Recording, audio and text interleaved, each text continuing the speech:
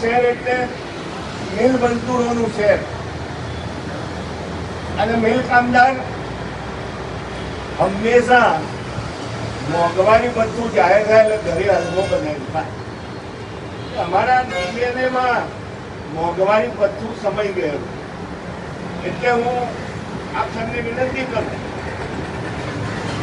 કે અમારું કમિશન 2014માં પાસવાન સાહેબ જ્યારે પુરવઠા મિનિસ્ટર હતા ત્યારે નક્કી કર્યું છે અમને કમસે કમ મોંઘવારી પ્રશ્ન સાથે જોઈન તો કરો અને અમારા પ્રશ્નો ઘણા હલ થવા લાગશે.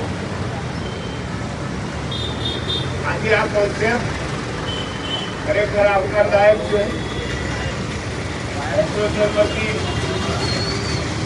દુકાનદારોને પ્રોત્સાહિત કરવાનું કામ સતત ચાલુ છે અને આ કોન્સેપ્ટને અમે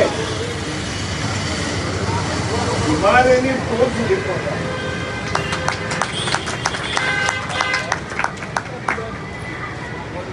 મારો દુકાનદાર 2 પૈસે સુખી થાય એમાં સંગઠનને રસ હોય એ સત્ય સનાતન વસ્તુ, પરંતુ જે કામ અમે કરી રહ્યા છીએ સરકારી અનાજ વેચવાનું એમાં જે ખર્ચા છે અને જે કમિશન છે એનો તાલ મિલાવી પછી એનું કમિશન નક્કી કરી આપો. આ વધારાનું કામ કરવાનું, જે પગાર અમને મળવાનો છે, જે કમિશન મળવાનું છે એ તો ન્યાયની વાત છે, પણ જેમાં નુકસાન કરી રહ્યા છે એમાં તો કંઈક વિચારો. એટલે આપનો આ પ્રોજેક્ટ ખરેખર સારો છે, એને આગળ ધપાવજો. આપણે જે કહ્યું એટીએમનું, મારી આપ સાથે વિનંતી કે ભારત સરકાર નાના એટીએમ જો કોઈ પ્રોડક્ટ કરતા હોય એની માહિતી અમને પહોંચાડો. અમે એના માટે બેઠક કરીએ દુકાનદારો સાથે અને અમે આગળ વધીએ. કારણ કે આ દુકાનો સાથે જે જોડાયેલા છીએ અમે એ લગભગ અનપઢ લોકો, બહુ ઓછું ભણેલા, આ તો ભાગશાળી છીએ આપણે ભારત વર્ષના, ભારત માતાનો દીકરો કોઈ પણ હોય કોમ્પ્યુટર ચલાવી દે.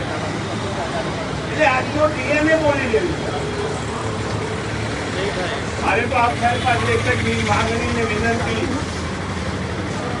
મારો દુકાનદાર સત્તર થાય સાથે સાથે અત્યારે જે અમે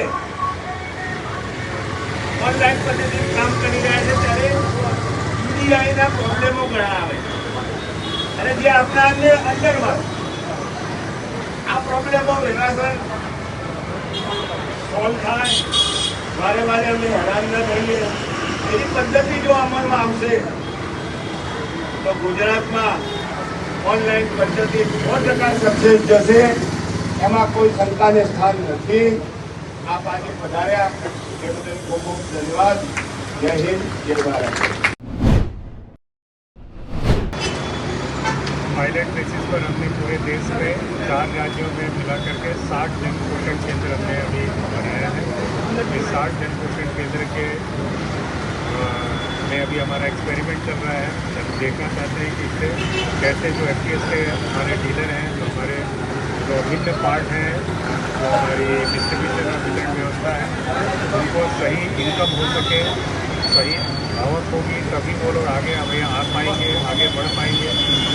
पहले ये कंट्रोल की दुकान हम कहते थे, राशन की दुकान कहते थे, इसमें था कि राशनिंग वर्ड से आया है ये, उससे हम अब दूर निकलना चाहते हैं. अब हमारे पास राशनिंग करने की ज़रूरत नहीं है.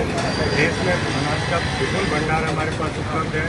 तो वैसी परिस्थिति में हम चाहते हैं कि दुकानदार सिर्फ राशन तक ही अपनी सेवाओं को सीमित नहीं रख करके दूसरे भी अन्य वस्तुओं को इसमें वितरण कर सकें, बेचान कर सकें.